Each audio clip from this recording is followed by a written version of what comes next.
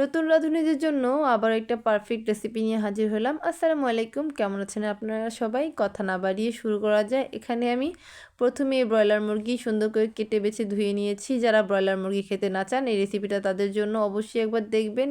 Broiler মুরগি কিন্তু খেতে এখানে খুবই ভালো লাগবে। এখানে আমি লবণ এবং লেবু দিয়ে সুন্দর করে মেখে নিয়েছি। তারপর একটু মরিচের গুঁড়া দিয়ে দিলাম, লাল মরিচের গুঁড়া।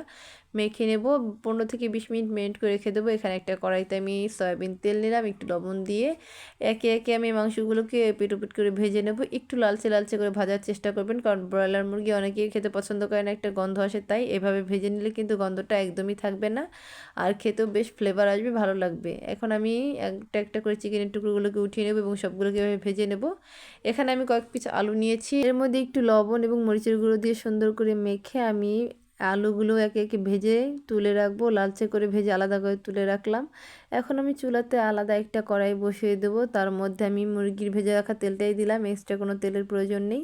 এখানে পেঁয়াজ বাটা দিয়ে দিলাম পরিমাণ মতো, দিয়ে দেবো আদা এবং রসুন বাটা। আমি এখানে 1 টেবিল চামচ করে আদা বাটা এবং রসুন বাটা দিয়েছি। আর দিয়ে দিলাম 2 চামচ বাদাম বাটা। আমার কাজু বাদাম পেস্তা বাদাম ছিল না, তাই আমি চীনা বাদামটাই বেটে দিয়েছি। বিরিয়ানি রান্নার ক্ষেত্রে অবশ্যই একটু বাদাম দেওয়ার চেষ্টা করবেন। এখন আমি এর মধ্যে গোলমরিচ গুঁড়া, জিরা গুঁড়া আর ধনিয়া গুঁড়া দিলাম।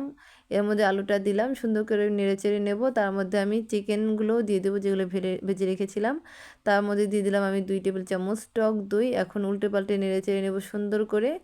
এখন নেড়েচেড়ে তার মধ্যে দিয়ে দিলাম আমি রাঁধুনি বিরিয়ানির মশলা। এখন অনেকেই প্রশ্ন করেন বিরিয়ানির মশলার মধ্যে সব ধরনের মশলা থাকে, কেন এক্সট্রা মশলা দিলেন? এই মশলাটা থাকে আপনার আধা কেজি চালের জন্য, কিন্তু আমি এখানে 1 কেজি চালের রান্না করছি, তাই আমি একটু মশলা অ্যাড করেছি। এখন একটু পানি দিয়ে সুন্দর করে নেড়েচেড়ে সামান্য একটু পানি দিয়ে জাল করে নেব, মশলাটা একটু ঘন হওয়া পর্যন্ত। এখানে বেশি পানির প্রয়োজন নেই, কারণ আমি কিন্তু মাংসটা আগেই যথেষ্ট পরিমাণ ভেজে নিয়েছি।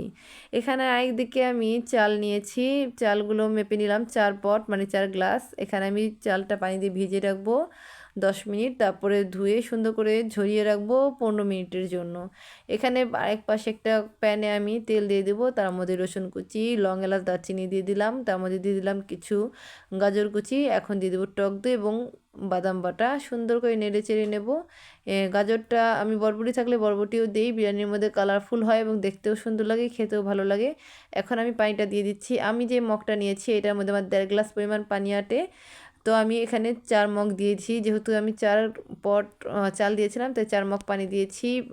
রান্নার ক্ষেত্রে, বিরিয়ানি রান্নার ক্ষেত্রে খেয়াল করবেন অবশ্যই চালের পানিটা যদি ঠিক থাকে বিরিয়ানিটা পারফেক্ট হবে। পানি বলক চলে এসেছে, আমি এখন পোলার চালগুলো দিয়ে দেবো এবং সুন্দর করে ঘুরিয়ে ঘুরিয়ে ভালো মতো নেড়ে চেড়ে তারপর আবার ঢাকনা দিয়ে ঢেকে দেবো।